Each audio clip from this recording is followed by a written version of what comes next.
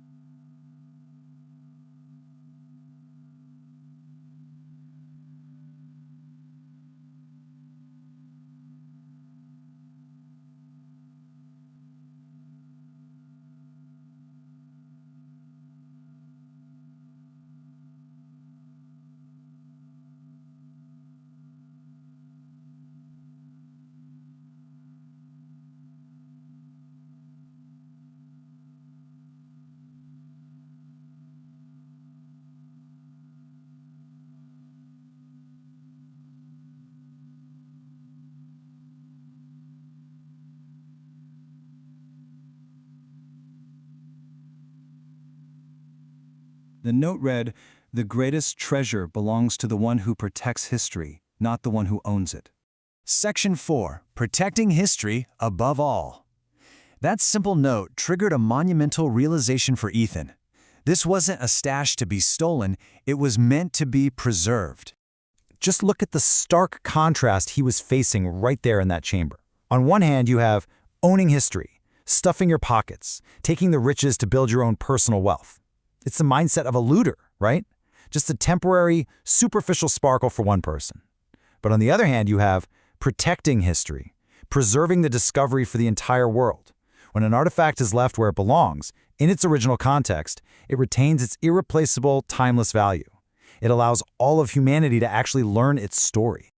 So how exactly did Ethan handle this massive choice? Well, he completely shifted gears. First, he fully embraced that this incredible treasure absolutely had to be preserved. Second, instead of grabbing the gold, he pulled out his notebook and meticulously documented the site exactly as he found it, every single detail.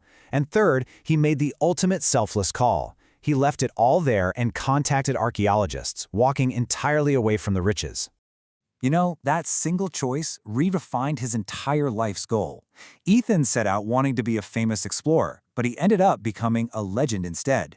And true legend status here, it means achieving greatness not by hoarding treasure, but by actively choosing to do the right thing. His legacy wasn't built on fame or glittering gold. It was built on profound, unshakable integrity. And the impact of that integrity was truly global. Months later, the Lost Temple was fully secured by professionals. Archaeologists were able to safely study those priceless artifacts right in their original context. Because Ethan chose to call the experts instead of enriching himself, the temple became one of the world's greatest shared historical discoveries. Imagine if it had just become a secret stash in some billionaire's basement. What a loss that would have been. Which leaves us with a final thought to ponder as we wrap up this explainer. The past belongs to all of us, but here's the catch. It requires active guardians to survive. That is exactly why protecting history matters most. So will you choose to just observe the present, or will you help protect our shared human story for the future? Thank you so much for joining me today, and as always, keep exploring and keep learning.